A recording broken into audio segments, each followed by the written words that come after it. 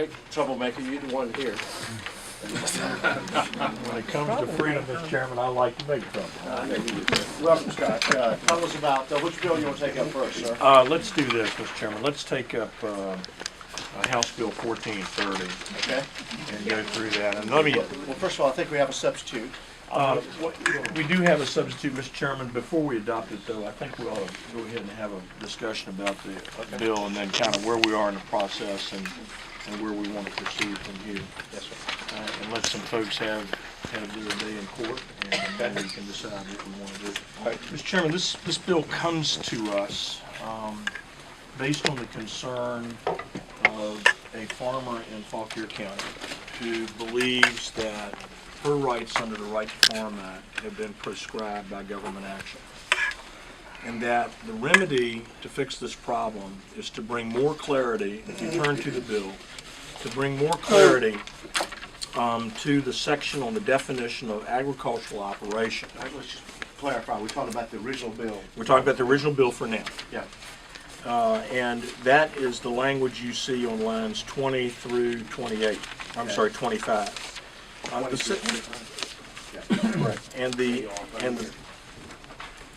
the point of their desire to clarify this goes to the issue of byproducts. If you look on line 20, Hold on one second.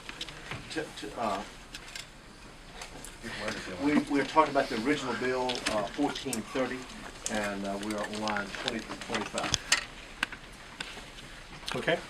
And so what the intent of, or my intent in this legislation for them is to bring greater specificity to what we mean by agricultural operation. And the rationale to do that is, whereas I think the original designers of this bill were certainly seeking to include these kinds of things in the understanding, in the application of the bill across the Commonwealth in different jurisdictions, there have been different interpretations. And quite frankly, this has been the effort here, is to bring greater definition to what it means when we say agricultural operation.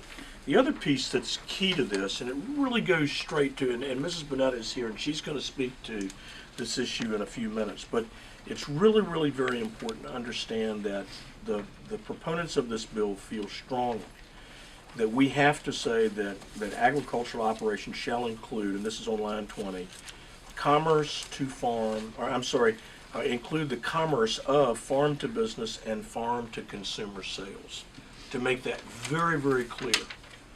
And they don't believe that it is sufficiently delineated in this section. And also, there's language on line 23 which speaks after the words incidental to agricultural operations that constitute less than a majority amount of the production of sales and less than a majority of the annual revenue for such sales shall be deemed part of the agricultural operation. And we just felt like that was an important piece to put in here as well, to bring some parameters around what we mean by agricultural operation. The second part of the bill, as originally introduced, Mr. Chairman, goes to the issue of the ordinance itself. The people that that's correct. The line actually para D, beginning at line 43 through line 48.